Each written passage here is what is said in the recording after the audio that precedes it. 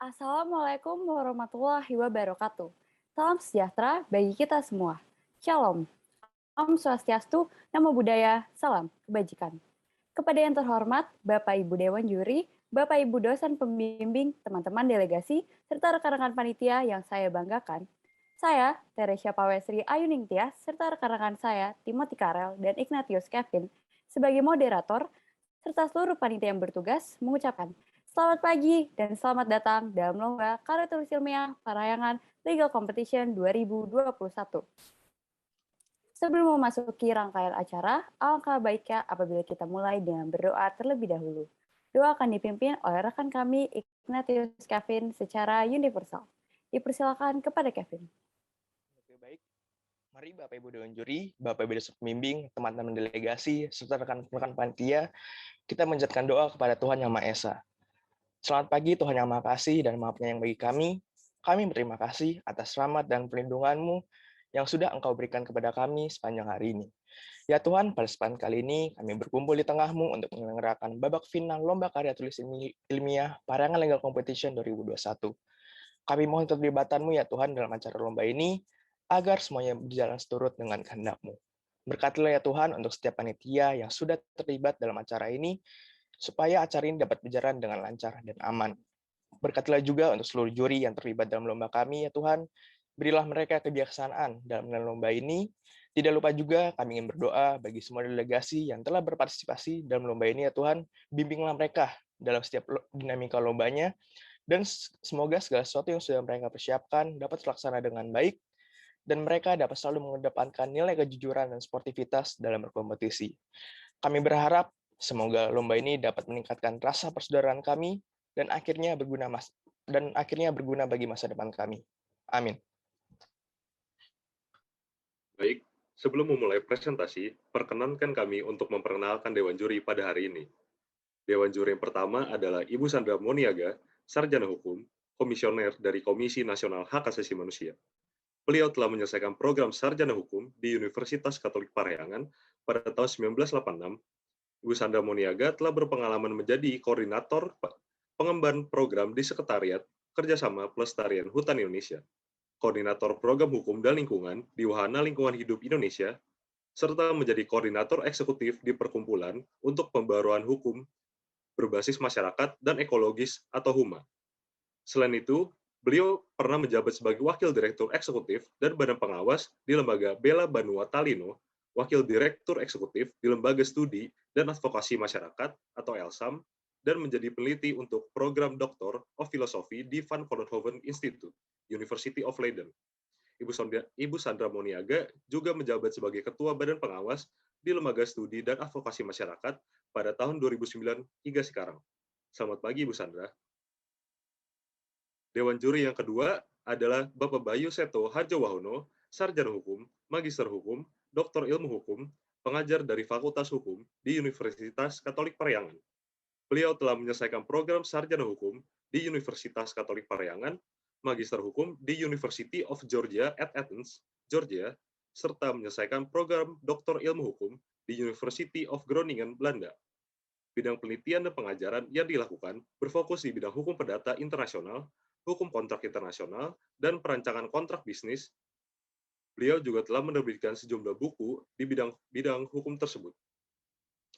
Bapak Bayu Seto Harjowahono telah berpengalaman menjadi anggota tim penyusun sejumlah naskah akademik dan rancangan undang-undang.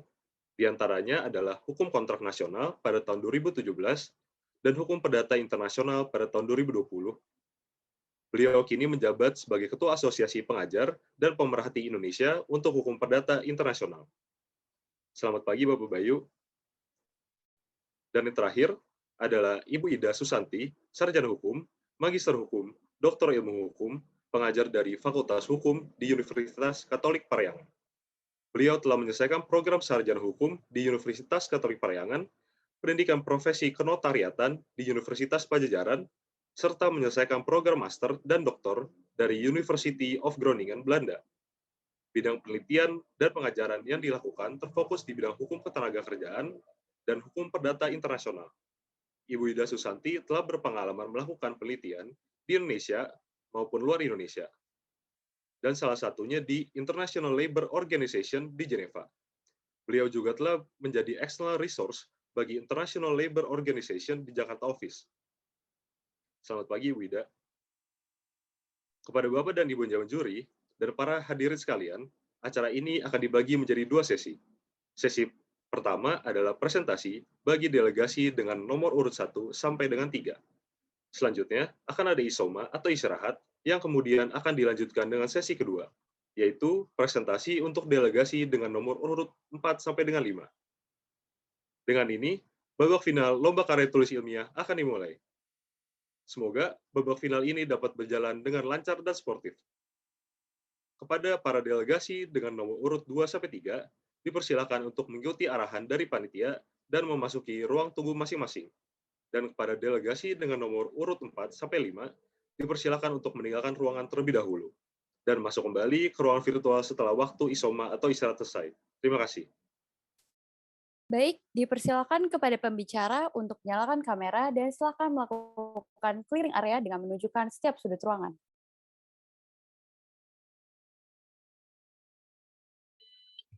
Mohon maaf, saya ingin bertanya, clear areanya itu apakah kita harus memutar laptop ini 360 derajat untuk menunjukkan seluruh ruangan atau bagaimana? Betul, clearing area dilakukan ke setiap sudut ruangan.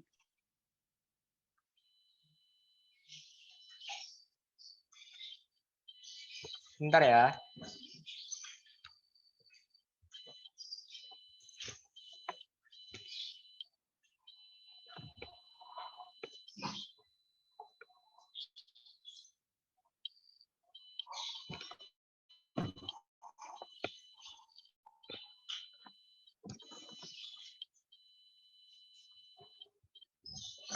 Baik, sudah dari saya clear areanya.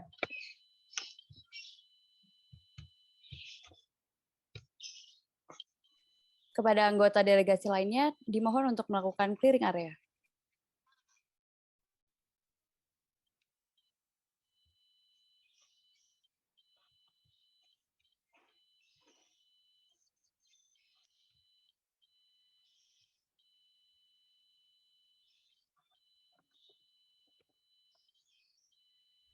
Kepada anggota delegasi lainnya, dimohon untuk melakukan clearing area.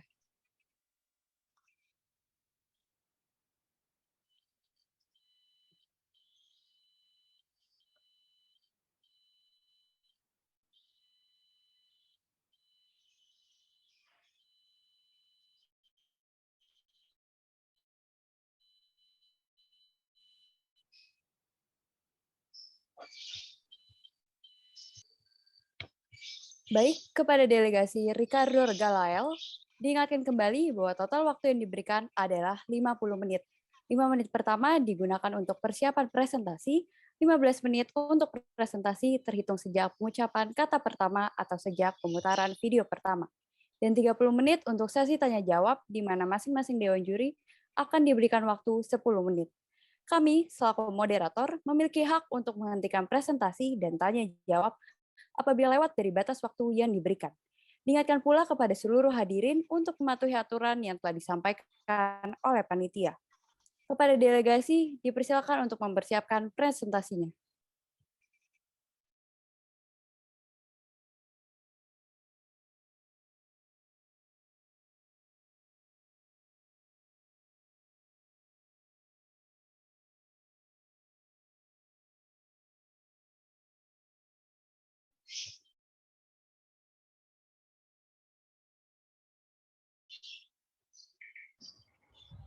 Mohon izin, apakah bisa dilihat dengan jelas presentasinya?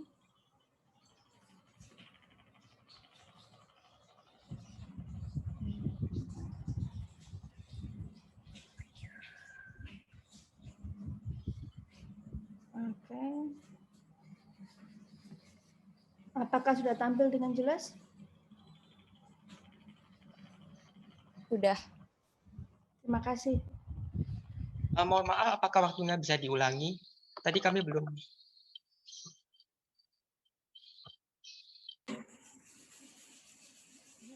Oh, ini 4 menit pertama untuk uji coba ya? Ya, ini waktu 5 menit pertama untuk melakukan persiapan presentasi.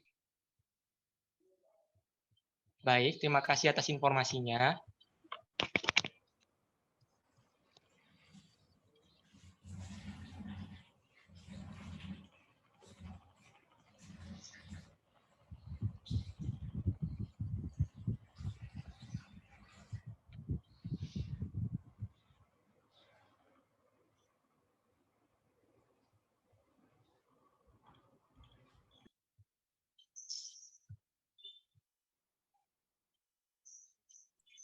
Kepada para delegasi, apakah sudah siap untuk memulai presentasinya? Dari saya sudah siap.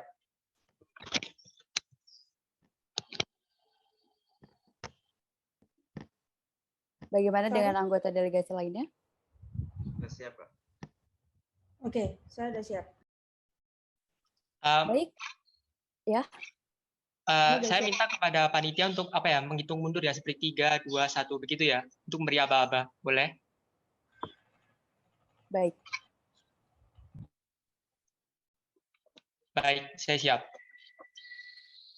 Baik, kita akan memasuki sesi presentasi. Diingatkan kembali bahwa rekan-rekan akan diberikan tanda oleh timekeeper yang berada di layar kalian dengan layar berwarna hijau. Sebagai tanda dimulainya presentasi, layar berwarna kuning yang akan ditampilkan pada 2 menit terakhir dan layar berwarna merah sebagai tanda waktu presentasi telah habis.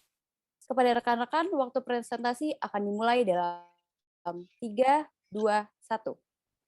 We can have environmental justice and positive economic development that generate jobs for communities, but at the same time fosters a cleaner environment. They're not mutually exclusive. Assalamualaikum warahmatullahi wabarakatuh. Shalom, Om Swastiastu, Namo Buddhaya, dan salam sejahtera bagi kita semua. Selamat pagi Bapak Ibu Dewan Juri Parengan Legal Competition yang terhormat. Sampurasun, Wilujeng Enjing.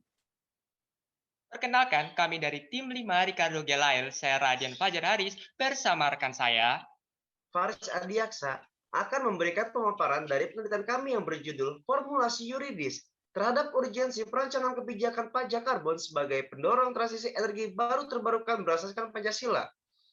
Dewan Juri yang terhormat, konsep pajak karbon akan menjadi unsur esensial dalam pembahasan kami kali ini.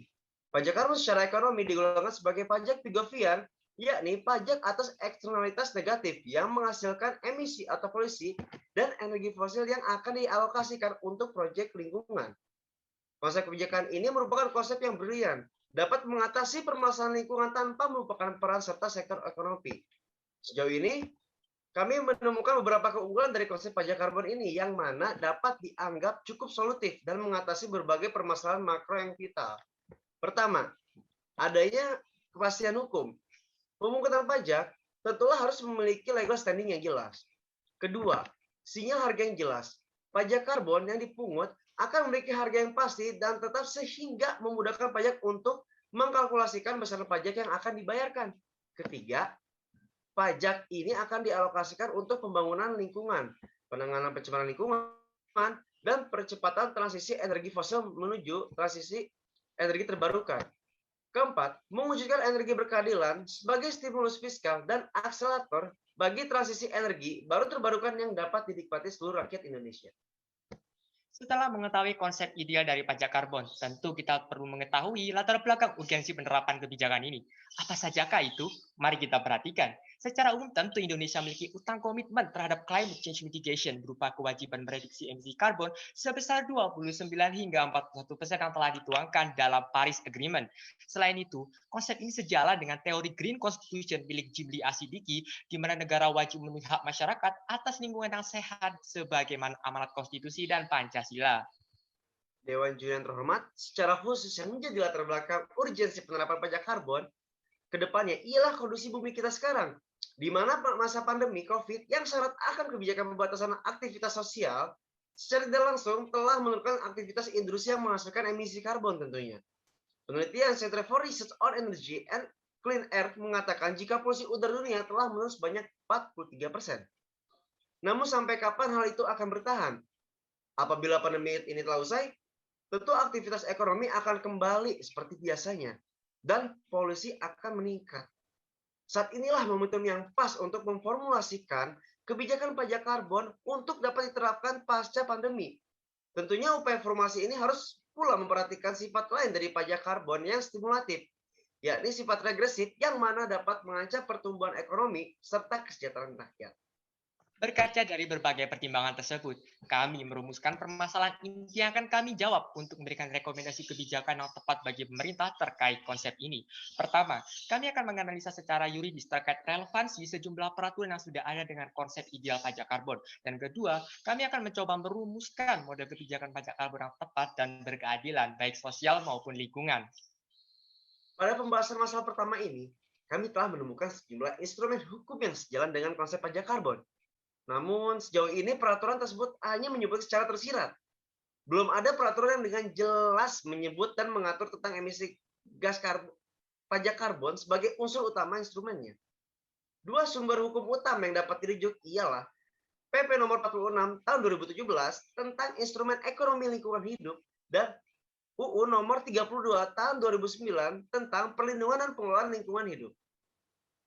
Secara lex generalis, pajak karbon diposisikan sebagai instrumentasi pajak lingkungan sesuai pasal 42 hingga 43 UU PPLH, sehingga secara lex spesialis diturunkanlah aturan turunan dari UU PPLH yakni PP 46 2017 yang mengatur mengenai jenis pajak lingkungan yang dapat dipungut oleh pemerintah. Salah satunya ialah pajak atas bahan bakar kendaraan bermotor atau PBBKB yang dimasukkan sebagai pajak daerah. Namun, terdapat perbedaan antara PBBKB dengan konsep ideal pajak karbon, di mana pengenaan pajak karbon tidaklah terbatas pada bahan bakar transportasi saja, melainkan juga energi fosil lain dalam aktivitas industri. Lebih lanjut dan secara khusus, kami akan menilai mengenai PBBKB, di mana kami menemukan pertentangan status PBBKB sebagai pendapatan asli daerah dengan status PBBKB sebagai instrumen ekonomi lingkungan hidup. Akankah PBBKB ini akan benar-benar dialokasikan untuk pembangunan lingkungan sebagaimana konsep instrumen ekonomi lingkungan hidup dan oleh pemerintah setempat? Sayangnya, ternyata tidak ada jaminan bahwa Pemda akan mengalokasikan PBBKB tersebut untuk program-program lingkungan. Jadi singkatnya implementasi kebijakan PBBKB masih belum berhasil karena adanya kendala birokrasi. Lebih lanjut, dalam sektor industri, konsep pajak karbon tidak dapat dipisahkan dengan polluter pays principle, di mana kewajiban bayar denda bagi pencemar apabila melewati baku mutu lingkungan yang ditetapkan. Sayangnya dari sejumlah peraturan yang ada, dalam hal ini peraturan Menteri LHK belum ada yang menetapkan secara jelas mekanisme harga yang harus dibayar industri. Selain itu, legalitas aturan tersebut hanya berupa peraturan Menteri yang mana tidak memiliki kekuatan mengikat sebesar undang-undang. Sehingga dapat disimpulkan jika polluter pays principle dalam industri belum berjalan dengan baik serta belum memiliki konsep ideal pajak karbon. Bapak Ibu Dewan Juri yang dihormati, telah dapat diambil kesimpulan permasalahan pertama ini yakni keberadaan konsep pajak karbon sejatinya telah ada dalam peraturan undang-undang, tetapi hanya secara implisit. Selain itu belum ada undang-undang berkekuatan hukum tetap yang mengatur spesifik tentang pajak karbon sehingga terlihatlah urgensi untuk memformulasikan kebijakan karbon ke dalam undang-undang agar tercipta kepastian hukum. Kita sampai pada pembahasan kedua mengenai model kebijakan pajak karbon. Sayangnya, sejauh ini ada berbagai macam model mitigasi emisi karbon sektornya masing-masing, tetapi implementasinya tidak maksimal, seperti REDD Plus di bidang kehutanan, NDC di bidang pembangunan rendah karbon dan rencana umum energi nasional, atau RUEN di bidang pengelolaan energi nasional. Kelemahan-kelemahannya di antara lain yang pertama, NDC kurang diseriusi oleh pemerintah, dan RUEN tidak maksimal dalam mengupayakan dekarbonisasi energi fosil, sehingga dapat disimpulkan jika model-model tersebut tidak mendapatkan dukungan politik dari pemerintah, sehingga implementasinya menjadi lambat dan tidak efisien. Terdapat urgensi untuk mengintegrasikan ketiga panel tersebut ke dalam satu panel yang dapat mengakomodasikan keseluruhan tujuan mitigasi perubahan iklim. Maka dari itu, integrasi untuk menempuh legislasi dibutuhkan dukungan politik, khususnya dari KLK, Kemenkeu, dan KSDM, agar pelaksanaan kebijakan ini dapat terimplementasikan dengan baik. Berbicara mengenai pajak, tentu kita juga akan bicara mengenai sistematika pemungutannya. Untuk industri akan dipungut melalui sistem proksi, yakni sistem pungutan sesuai besaran akumulasi emisi karbon per liter atau per ton apabila kita membakar sejumlah bahan bakar fosil per liter atau per ton. Sementara untuk sektor transportasi dapat menggunakan pengembangan konsep PBBKB dengan mengenakan harga sesuai volume tangki bahan bakarnya. Tentu hal ini akan memberikan sinyal harga yang jelas untuk industri dan masyarakat, yang memungkinkan mereka untuk membuat keputusan ekonomi yang rasional. Selain itu, konsumen dan pebisnis akan terdorong untuk menghemat energi dan berinvestasi lebih banyak pada teknologi ramah lingkungan. Dengan demikian, pajak karbon dapat memaksimalkan efeknya pada perilaku konsumen dengan mengubah pola konsumsi masyarakat dalam penggunaan energi fosil. Penting juga memperhatikan sistem administrasinya. Mekanisme pemungutan pajak karbon dapat dibuat dengan mekanisme pemungutan pajak yang telah ada, sehingga kesulitan administrasi saat diterapkannya dapat diminimalkan. Dalam reformasi administrasi, pemerintah harus menugaskan pengelolaan atas pajak karbon untuk dikelola oleh Departemen Keuangan melalui Direktorat Jenderal Pajak dan dialokasikan khusus kepada Kementerian Lingkungan dan Kementerian Lingkungan Hidup dan Kehutanan. Sistem tersebut diawali dengan sebuah akun tersendiri, sehingga pajak akan terpisah dengan pajak yang lain. Hal ini menuntut perlu adanya bidang baru pada Direktorat Jenderal Pajak yang khususnya mengelola pajak lingkungan. Pelaksanaan pajak lingkungan dapat diawali dengan kepemilikan akun yang dimiliki oleh wajib pajak tersebut, yang disebut Green Nomor Pokok Wajib Pajak atau NPWP, yang dapat terhubung dengan akun Green Tax. Dengan demikian, dana akan otomatis masuk ke dalam pajak lingkungan. Hilir dari model kebijakan pajak karbon ialah pengalokasiannya, sehingga penting untuk menetapkan sistematika yang integratif dari hulu ke hilir dalam blueprint kebijakan ini, terutama mengenai pelembagaannya yang akan mengawasi prosesnya. Kami merekomendasikan pembentukan Badan Pengelolaan Emisi Karbon dan Percepatan Transisi Energi atau BPEKPTE yang akan bertanggung jawab mengawasi dan mengelola sistem pajak karbon ini. Lembaga ini boleh dibentuk baru ataupun hasil split off dari BUMN Energi Lingkungan, dan tentu dengan berdirinya lembaga ini akan menulis sinergi dan kolaborasi dari 3 kementerian yakni KLHK, Kemenkeu, dan KSDM untuk turut melakukan check and balance terhadap jalannya kebijakan ini. Sistem kebijakan tentu haruslah berpihak kepada kepentingan rakyat, di mana kesejahteraan rakyat menjadi tujuan utamanya. Oleh karenanya, penting untuk mengangkat prinsip keadilan sosial ke dalam model kebijakan pajak karbon ini.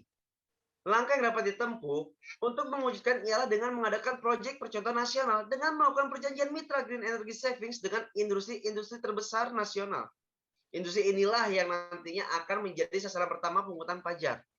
Hasilnya akan digunakan untuk dana awal dari proses transisi energi, sekaligus menjadi sumber pendanaan subsidi silang dengan industri-industri yang akan menjadi mitra pemerintah selanjutnya.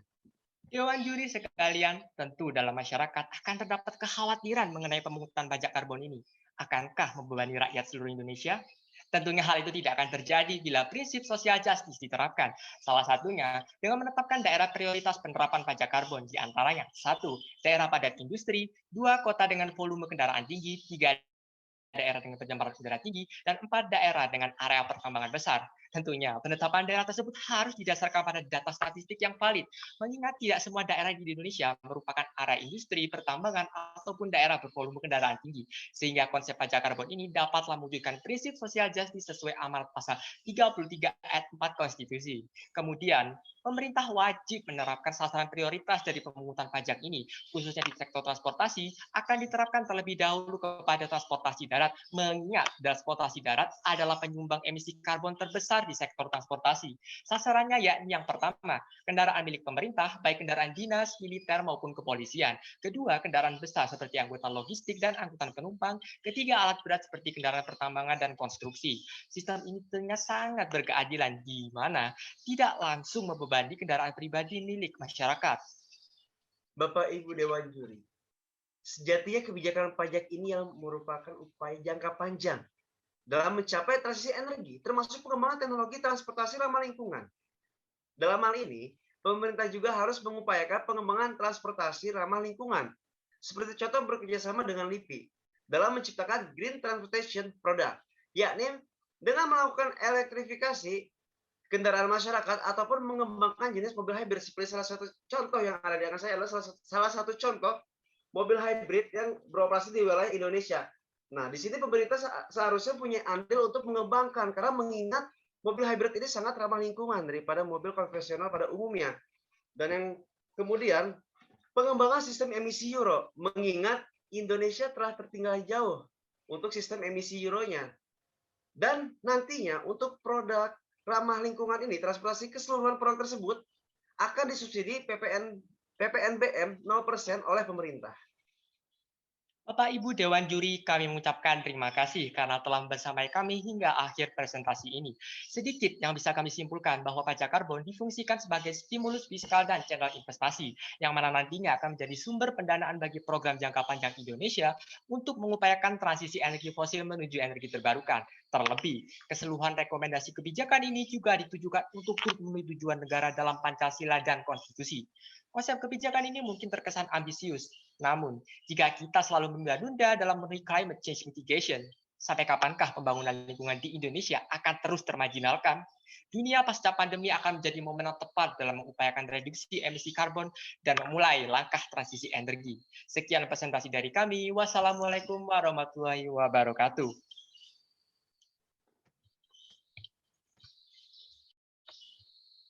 Terima kasih atas presentasinya. Selanjutnya kita akan memasuki sesi tanya jawab.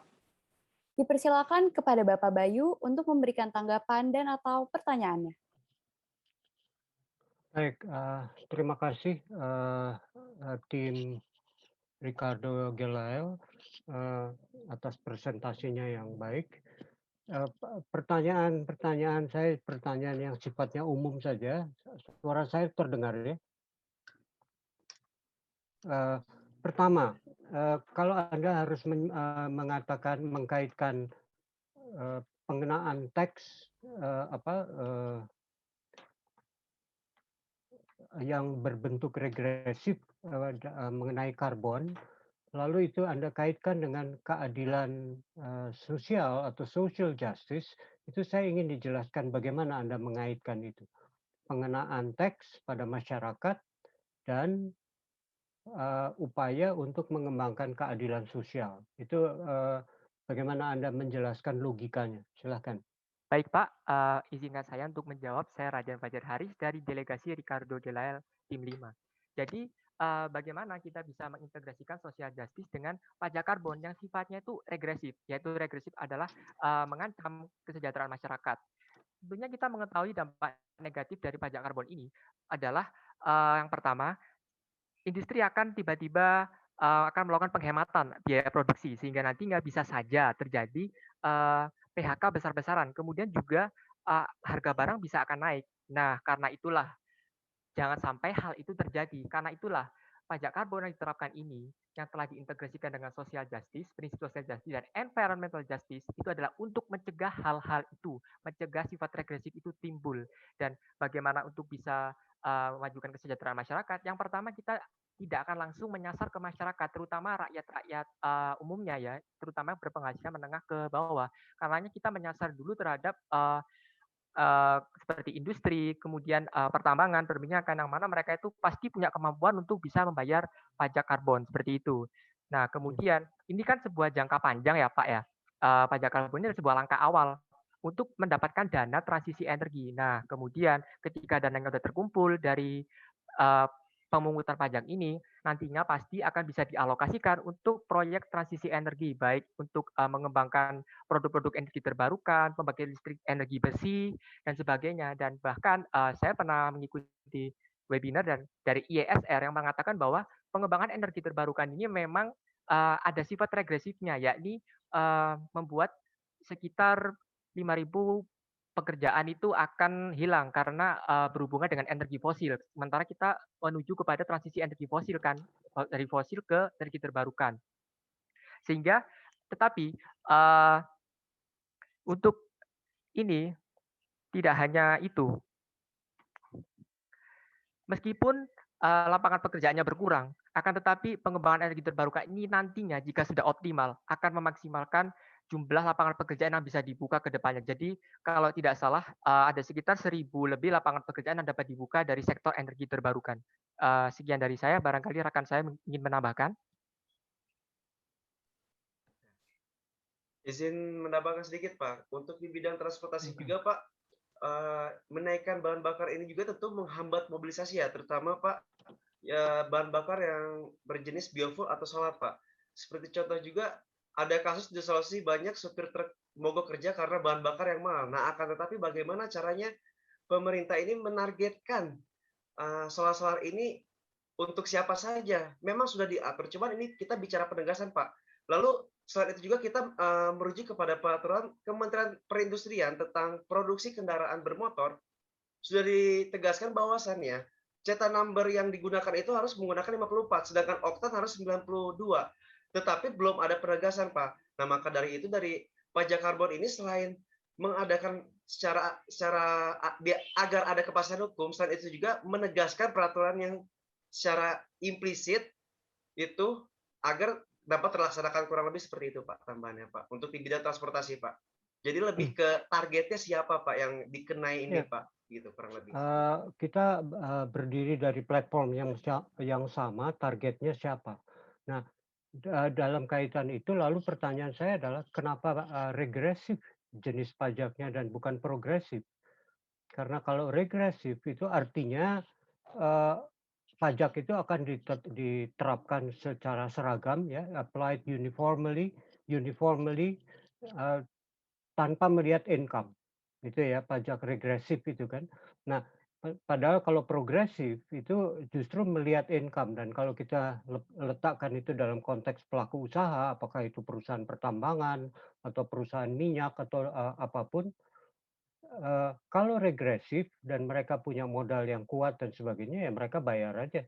Pokoknya I already paid and I can get away with that, gitu ya. Jadi saya boleh tetap menggunakan energi fosil dan sebagainya dan tetap menjalankan usaha ini karena toh saya mampu bayar pajaknya.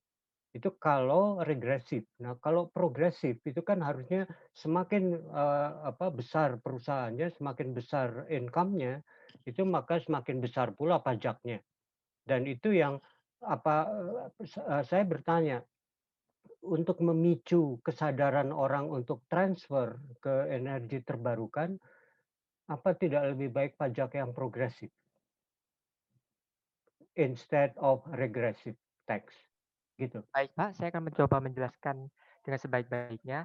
Jadi memang kami menyebutkan bahwa pajak ini sifatnya regresif secara teoritis karena memang berangkat dari teori ekonomi pajak Pigouvian di mana memang pajak yang dikenakan atas eksternalitas negatif itu pasti sifatnya regresif. Nah, karena itulah kita tidak menelan mentah-mentah pajak karbon dari teori pajak Pigouvian itu. Kita mengintegrasikan dengan prinsip social justice dan environmental justice yang cocok untuk Indonesia. Dan tentunya makanya kita menyebutkan di awal tadi bahwa ini akan menjalankan ke energi berkeadilan. Karena itulah nantinya bisa jadi pajak karbon ini juga akan bersifat progresif, tidak lagi regresif. Karena memang itulah tujuan kami, bagaimana mereduksi sifat regresif dari pajak karbon ini ya dengan cara seperti inilah.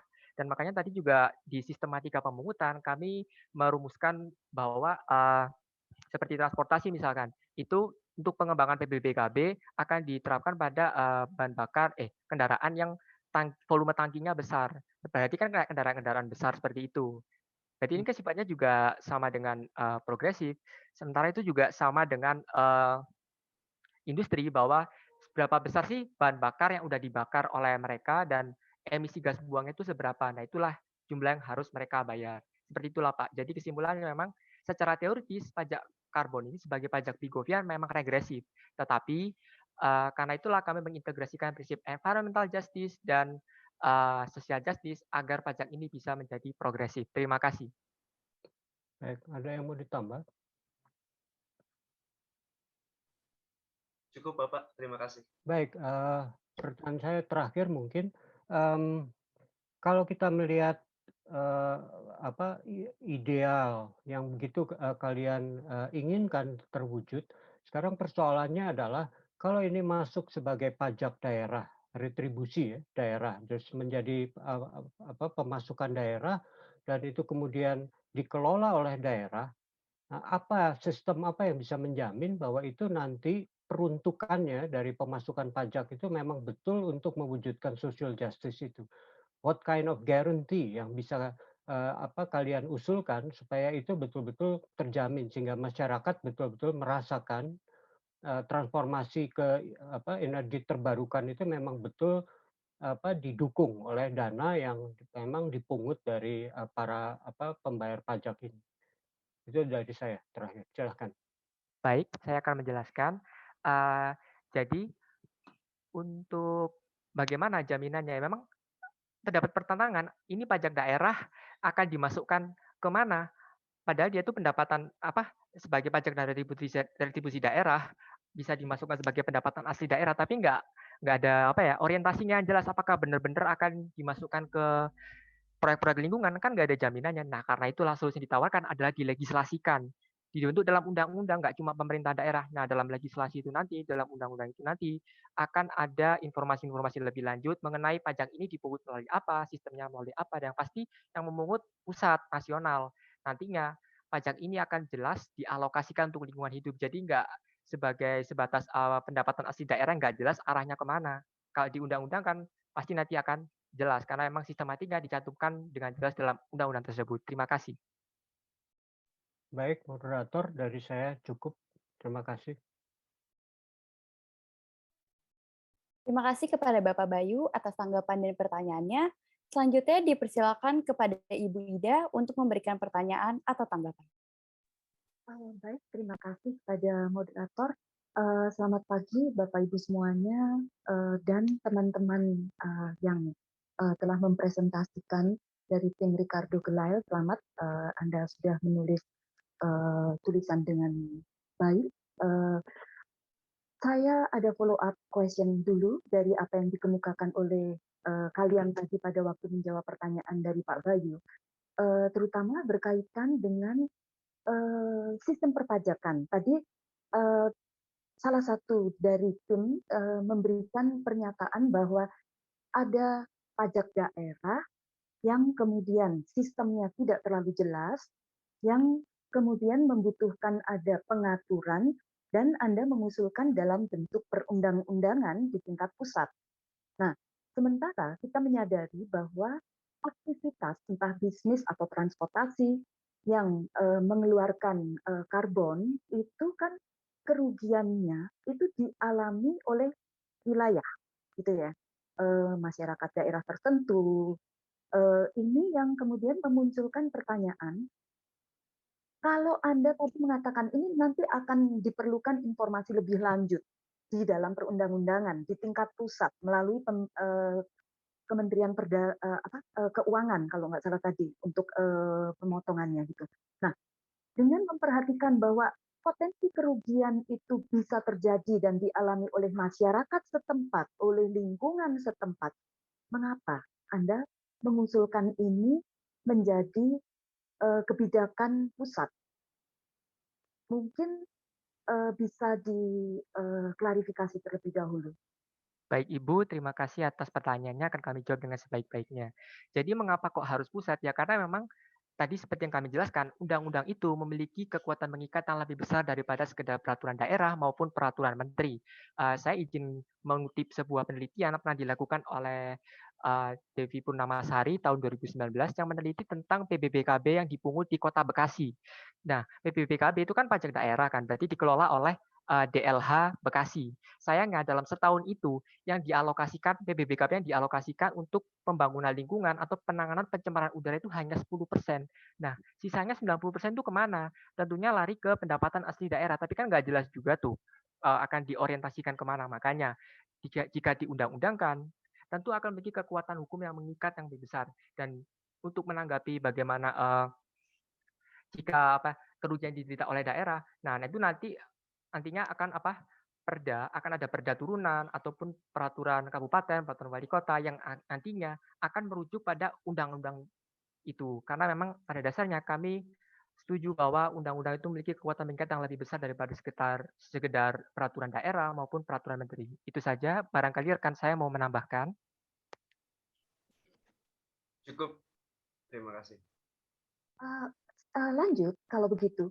Jadi kalau yang di konsep yang kalian pikirkan itu, apa sih peran dari Kementerian Keuangan dalam pengaturan ini? Apakah Anda punya misi untuk membuat pajak ini menjadi pajak pusat yang kemudian didistribusikan peruntukannya oleh Kementerian Keuangan, atau pajaknya tetap pajak daerah, tapi kemudian dipandu oleh Kementerian Keuangan tentang alokasinya dan seterusnya. Baik Ibu, kami akan menjawab. Jadi pajak ini tentunya akan dipungut oleh Kementerian Keuangan melalui Direktorat Jenderal Pajak. Nah, nantinya alokasinya itu dananya diserahkan ke Kementerian Lingkungan Hidup dan Kehutanan. Dan nantinya akan diorientasikan untuk pembangunan lingkungan, baik untuk percepatan transisi energi, terus kemudian pemulihan lingkungan, pembangunan lingkungan, dan itu tentunya akan ada peta prioritas sendiri nantinya, baik itu yang butuh daerah, ya udah kita bisa orientasikan ke daerah yang butuh. Jadi seperti itu, Bu. Kalau misalnya daerah merasa bahwa sistem itu tidak fair karena daerah yang masing-masing daerah itu mempunyai aktivitas yang berbeda-beda, sehingga apabila kebijakan itu kemudian ditentukan oleh Kementerian Keuangan untuk prioritas pemanfaatannya ditentukan oleh Kementerian Lingkungan Hidup, apakah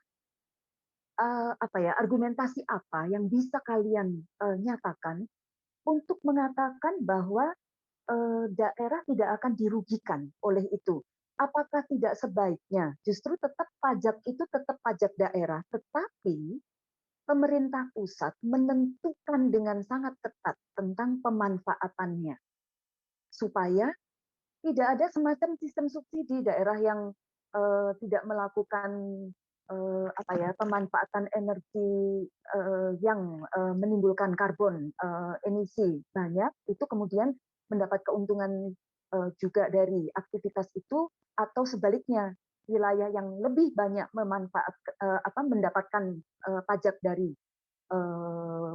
karbon ini tetap bisa memanfaatkan itu secara proporsional dari penghasilan yang mereka dapat. Silakan.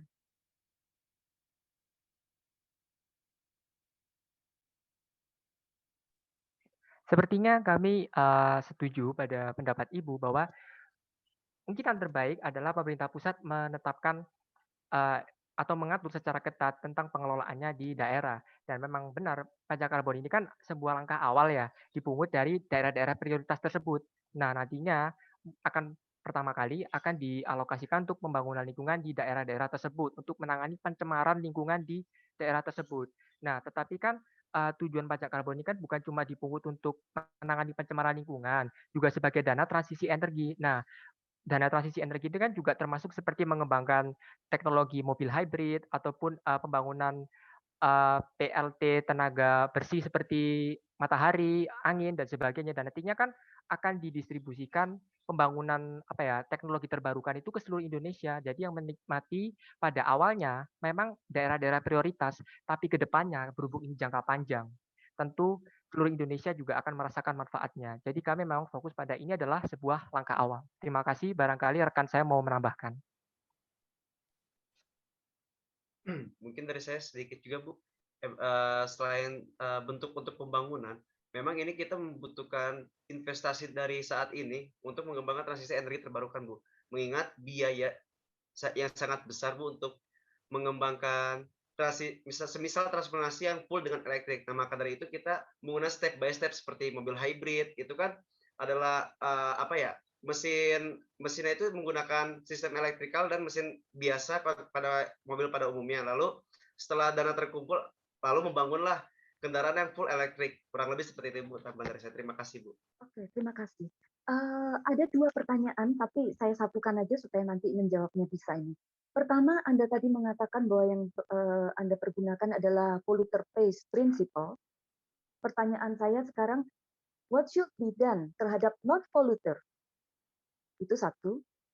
Dan yang kedua, apa upaya yang harus dilakukan oleh pemerintah menurut Anda, gitu ya, agar seperti yang tadi penjawab terakhir mengatakan, ini kan bisa berbiaya tinggi juga, gitu ya, agar green industry atau green transportation itu tidak berdampak pada high cost industry. Karena kalau sampai ada high cost industry, kita akan bergeser pada social justice-nya tak terpenuhi pada konsumen. karena jangan-jangan mereka tidak dapat mengakses. Nah, ini apa yang harus dilakukan untuk membuat itu bisa teratasi? Silakan, terima kasih.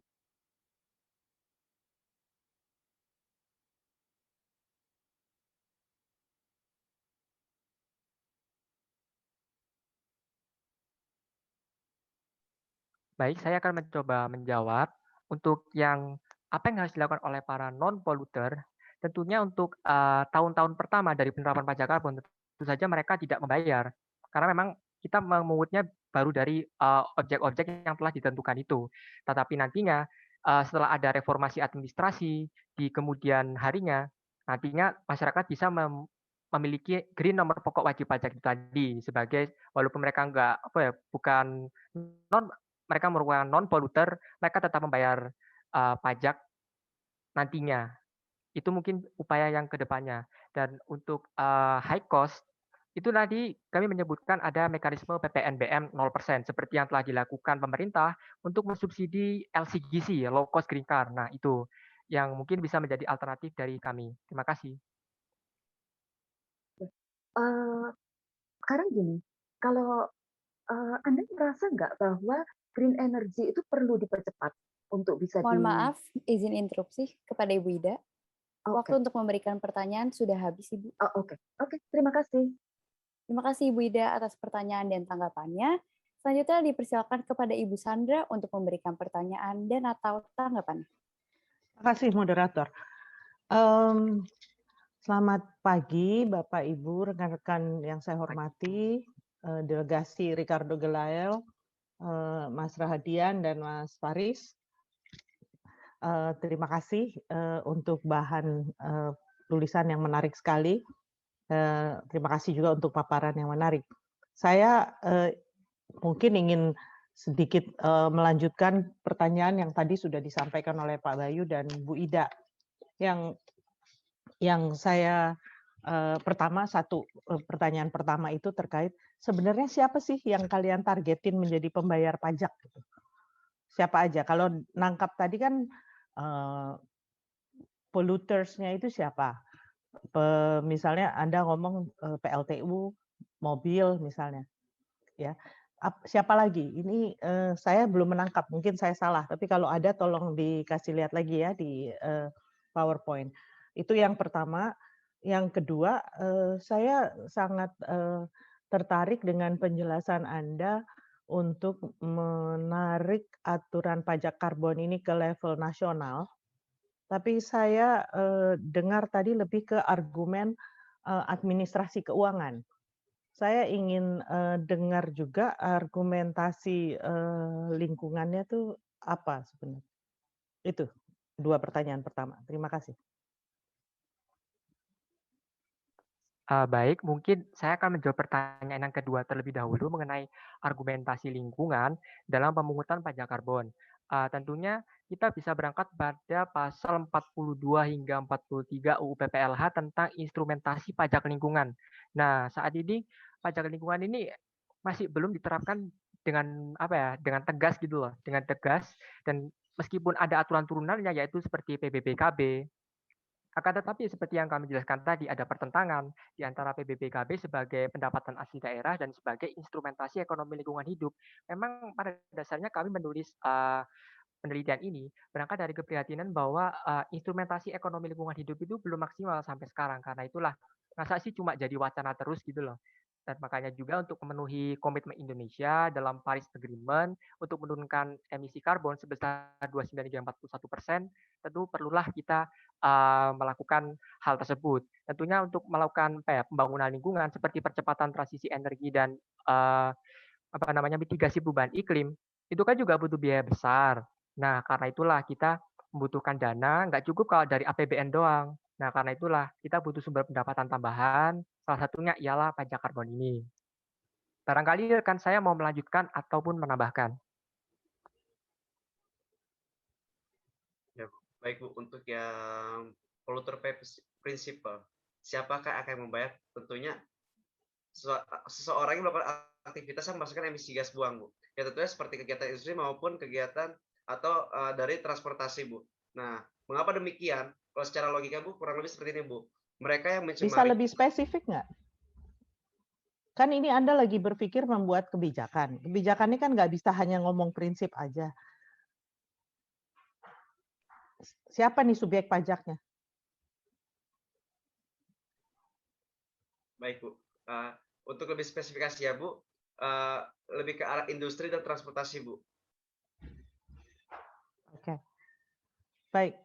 Ada menyambung ke pertanyaan yang tadi dijawab oleh Mas Rahadian ya. Ada nggak dalam tulisan Anda melihat sifat alami dari emisi karbon? Ya. Karbon ini kan dia bentuknya udara ya, pencemaran udara, tapi dia ada partikelnya juga. Dan ada nggak isu tentang transboundary? Saya kayaknya nggak melihat nih dalam paper maupun di dalam tulisan ini. Baik, terima kasih atas pertanyaannya dari Ibu Sandriati. Memang kami sempat membaca beberapa tentang transbound emisi karbon. Akan tetapi kami memang sengaja tidak memasukkannya karena memang di luar lingkup dari pembatasan masalah kami. Kami hanya membatasi pada lingkup nasional karena memang kan pajak ini akan diterapkan ke nasional kan. Barangkali untuk seperti transbound itu kami memang tidak membahasnya karena memang bukan fokus kami untuk membahas di penelitian kami kali ini. Terima kasih Ibu. Komen saya justru itu titik strategisnya karena sifat transboundary. Jadi dia penting ditarik ke tingkat nasional. Karena sekarang misalnya Jakarta itu menjadi korban dari polusi akibat pembangkit listrik tenaga uap yang ada di Banten misalnya. Kalau pajaknya ditarik oleh Pemprov Banten, kan Jakarta tidak bisa melakukan apapun. Itu contoh yang paling konkret gitu ya, pembangkit listrik tenaga uap yang ada di sana itu karena angin dan lain-lain. Itu yang kena nih rumah saya nih, Jakarta Selatan yang paling kena. Nah, tetapi memang belum ada langkah apapun. Jadi itu catatan saya ke depannya kalau Anda nanti menjadi legislator, Anda harus paham tuh logika lingkungan. Jadi kawan-kawan ini perlu memang belajar tentang ekologi ya. Yang kedua, ini pertanyaan saya ketiga. Saya kok menangkap ada paradoks. Di satu sisi Anda ngomong tentang pentingnya bahwa pajak karbon ini akan digunakan untuk transisi menuju energi bersih misalnya. Nah, tetapi apa itu tidak paradoks ketika negara melihat bahwa karbon ini menjadi sumber income, ya, sumber pendapatan negara yang kemudian mau dipakai untuk energi bersih. Apa bukan negara nanti malah justru melihat, oke, kalau gitu nih sumber income yang penting nih yang harus dijaga. Seperti ini analoginya seperti sawit. Sawit sudah rusak seperti apapun tetap dianggap baik karena dia bisa memberikan devisa gitu. Bahwa social environmental cost yang sangat tinggi udah nggak dihitung lagi, semua pokoknya sawit, ekspor sawit. Nah, sama nanti nih karbon akan dilindungi, diproteksi dan lain-lain, ya pajaknya ada misalnya, tapi dia akan tetap langgeng karena dia memberikan income kepada negara. Padahal di sisi lain Anda berargumen bahwa ini akan menjadi dana awal untuk green energy misalnya. Apa bukan green energy nanti lip service? Di mana nih Anda bisa menjelaskan? Menurut saya ini paradoks gitu. Dan hanya lip service. Bisa nggak Anda meyakinkan saya bahwa ini betul nanti akan menjadi transisi? Kebijakan seperti apa yang harus dibuat agar dia betul menjadi sumber sementara atau apa? Terima kasih. Baik, terima kasih atas pemaparannya dari Ibu yang sangat menarik. Tentu kami sangat setuju dengan logika Ibu bahwa jika misalkan karbon ini akan menjadi sumber pendapatan negara, nantinya negara akan terus melanggengkan emisi karbon tersebut. Padahal kita di satu sisi memang harus mengupayakan pajak karbon ini untuk pengembangan transisi energi baru terbarukan. Nah, itu untuk menjawabnya kami berangkat kembali dari latar belakang kami mengusulkan kebijakan ini, yaitu pemenuhan pemenuhan Paris Agreement, komitmen Indonesia untuk menurunkan emisi gas karbon sebesar 29 hingga 41%, dan tentunya tidak hanya itu, juga untuk menurunkan suhu bumi atau menjaga suhu bumi tidak lebih dari 2 derajat Celcius di tahun 2030 hingga 2050. Nah, tentunya kalau misalkan negara terus melanggengkan sumber karbon ini, tentunya berarti Indonesia juga nggak komitmen dong dengan Paris Agreement dan juga upaya untuk memitigasi emisi karbon, karena memang kan pada dasarnya tujuan pajak ini adalah mitigasi perubahan iklim dan mereduksi emisi karbon. Memang benar secara logikanya pemerintah pasti akan melanggengkan, karena memang ini mendatangkan keuntungan terus nih. Tapi kan kita nggak bisa bicara tentang keuntungan terus. Kita juga harus memperhatikan tentang hak masyarakat atas lingkungan yang sehat, yaitu HAM lingkungan di pasal 28H UUD 1945, dan juga tentunya kita harus ikut serta melaksanakan ketertiban dunia dalam hal ini menjaga. Iya, tapi itu bumi dari retorik perubahan. kan? Itu kan retorik. Terus gimana Anda menerjemahkan dalam legislasinya? Mungkin bisa dimasukkan dalam bagian pertimbangan untuk mengingat untuk memenuhi komitmen Indonesia dalam Paris Agreement seperti itu, Bu. Karena memang pada dasarnya kalau kita tidak mengubah paradigma tentang pemasukan negara yang bersandingan dengan pembangunan lingkungan, ya sampai kapan lagi sih lingkungan di Indonesia ini dibiarkan termarginalkan seperti itu, Bu. Terima kasih. On time. Terima kasih, moderator. Saya kembalikan. Terima kasih Ibu Sandra atas pertanyaan dan tanggapannya. Dengan demikian, sesi tanya-jawab telah selesai. Kepada delegasi Ricardo Gelael, dipersilakan untuk meninggalkan ruangan virtual. Dan kepada Bapak Ibu Dewan Juri, dimohon untuk tetap berada di ruangan virtual untuk melakukan diskusi lebih lanjut. Terima kasih. Baik, terima kasih saya ucapkan kepada Bapak Ibu Dewan Juri yang telah memberikan penjelasan sangat luar biasa. Kami sangat mengapresiasinya. Terima kasih kesempatannya kepada panitia. Wassalamualaikum warahmatullahi wabarakatuh. Waalaikumsalam. Waalaikumsalam. Terima kasih.